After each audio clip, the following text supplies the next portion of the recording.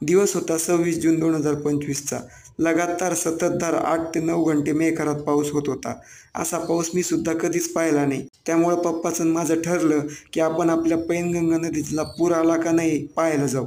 हा पाऊस थांबताच आम्ही पैनगंगा नदीवर गेलो. पप्पा सुद्धा आश्चर्याने म्हणाले की असा पाऊस आणि असा पूर एका दिवसात या नदीला कधीच आला नाही. इकडं तिकडं पाणी धसलेलं पप्पा दाखवत होते.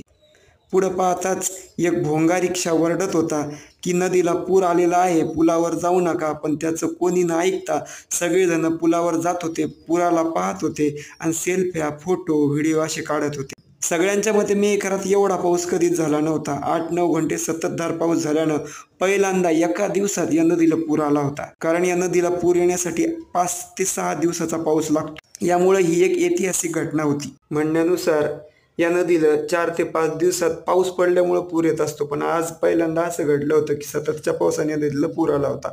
हा ऐतिहासिक क्षण तुम्हाला कसा वाटला? कमेंट करून नक्की कळवा.